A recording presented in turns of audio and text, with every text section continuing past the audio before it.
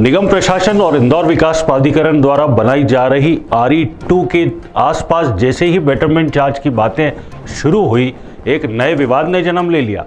जहां नागरिकों में रोष है, वहीं अब खुद विधायक भी मैदान में उतर आए हैं। शहर के पूर्वी क्षेत्र में आईडीए और नगर निगम द्वारा RE2 का निर्माण हाल ही में शुरू किया गया है, जिसमें जहां जहां प्राधिकरण की योजना है वहां प्राधिकरण सड़क का निर्माण कर रहा है और वहीं बची हुई सड़क निगम द्वारा बनाई जा रही है। क्योंकि निगम द्वारा एक बड़े हिस्से पर सड़क निर्माण हो रहा है, लिहाजा लागत भी उतनी ही बढ़ी आ रही है। लागत निकालने के लिए जैसे ही निगम ने बेटरमेंट चार्ज आसपास की कॉलोनियों से यह कहते हुए कि सड़क बनने से रहवासी क्षेत्रों में प्लॉट के भाव भी बढ़ेंगे, इसलिए लागत रहवासी क्षेत्रों से बेटरमेंट के नाम पर लेने का प्रस्ताव बनाया, क्षेत्रीय रहवासियों ने विरोध करना शुरू किया और बड़ी संख्या में विधायक महेंद्र हाडिया के यहाँ गुहार लगाई, जिस पर रहवासियों के साथ होने वाले अत्याचार पर तत्काल मुख्यमंत्री को महेंद्र हाडिया ने पत्र लिखा और उनसे समक्ष में मिलकर निगम के इस निर्णय को वापस लेने की मांग रखने की बात भी कही। देखिए, RE2 का निर्माण का लगभग बहुत सारा बड़ा हिस्सा मेरे विधानसभा क्षेत्र से होकर निकलता है। इसमें दो एजेंसियां काम कर रही हैं। एक तो इंदौर विकास प्राधिकरण काम कर रहा है, एक नगर निगम काम कर रहा है। उनके अपने अलग अलग टेंडर हुए हैं। नगर निगम द्वारा जो RE2 के 500 मीटर के दायरे में जो लोग आते हैं उन पर बेटरमेंट चार्ज लगाया। इससे लोगों में बड़ा रोष है, क्योंकि इस समय इस तरह का कोरोना में लोगों की आर्थिक स्थिति को देखते हुए इस तरह के बेटरमेंट टैक्स लेना मैं समझता ठीक नहीं है। मैंने माननीय मुख्यमंत्री जी को पत्र लिखा है कि ये पूरी सड़क इंदौर विकास प्राधिकरण के गैर योजना मद का जो खर्च है उससे बनाई जाए, ताकि लोगों को अनावश्यक आर्थिक बोझ उन पर नहीं पड़े। अब मैं जाके स्वयं भी उनसे चर्चा करूंगा माननीय मुख्यमंत्री जी से, और ये मांग करूंगा कि इसको, क्योंकि आईडी अपना एक प्लाट बेचता था उसको 100-200 करोड़ रुपए मिल जाते हैं।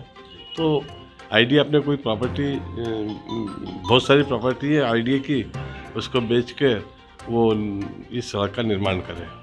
रहवासियों का कहना है कि मुख्य सड़कों को बनाना निगम का दायित्व है और बेटरमेंट के नाम पर क्षेत्र के रहवासियों पर कर थोपना विधि संगत नहीं है, क्योंकि सड़क का उपयोग रहवासी ही नहीं पूरा शहर करेगा। देखिए, माननीय विधायक श्री महेंद्र हाडिया जी ने जो विषय बेटरमेंट चार्ज को लेकर उठाया है माननीय मुख्यमंत्री जी के समक्ष, वो वाकई में एक ज्वलन समस्या इसलिए है कि नगर निगम शहर की प्रमुख निर्माण एजेंसी है। मास्टर प्लान को इम्प्लीमेंट करने की जवाबदारी आईडी और नगर निगम के पास होती है और यह उनकी जवाबदारी है। इंदौर शहर का नागरिक अपने कर्तव्यों से कभी पीछे नहीं हटता और विकास की दौड़ में हमेशा इंदौर नगर निगम के साथ खड़ा रहा है। इसलिए मुझे भी ऐसा लगता है कि विधायक जी ने जो बात उठाई है वो तर्कसंगत है और बेटरमेंट चार्ज लेना एक हद तक, यदि व्यावसायिक गतिविधि का कोई उपयोग हो रहा है तो समझ में आता है, लेकिन यहाँ रहवासी क्षेत्र है। रहवासी क्षेत्रों में कई मकान पुराने समय के बने हुए हैं, कई भविष्य में बनेंगे, तो रहवासी क्षेत्र में बेटरमेंट चार्ज को लगाना एक तर्कसंगत नहीं लगता है। और जो तर्क नगर निगम के द्वारा दिया गया है कि यह सड़क बनने के बाद मकानों की वैल्यू बढ़ेगी, तो देखिए, शहर का भी विकास तभी होगा जब हमारे गली मोहल्ले और शहर की सड़कों का निर्माण होगा। प्रदेश का विकास तब होगा जब शहरों में निर्माण होगा और देश का निर्माण तब होगा जब देश के अंदर सारे प्रदेश विकसित होंगे। तो जब हम इस देश को अंतर्राष्ट्रीय स्तर पर विकसित देशों की श्रेणी में खड़ा करना चाहते हैं हमारे देश के प्रधानमंत्री, और इस देश को आत्मनिर्भर बनाना चाहते हैं, प्रदेश को आत्मनिर्भर बनाना चाहते हैं, तो नगर निगम को भी आत्मनिर्भर होकर, इंदौर विकास प्राधिकरण को भी आत्मनिर्भर होकर इन सड़कों का निर्माण करना चाहिए जो मास्टर प्लान की योजना के अंतर्गत है।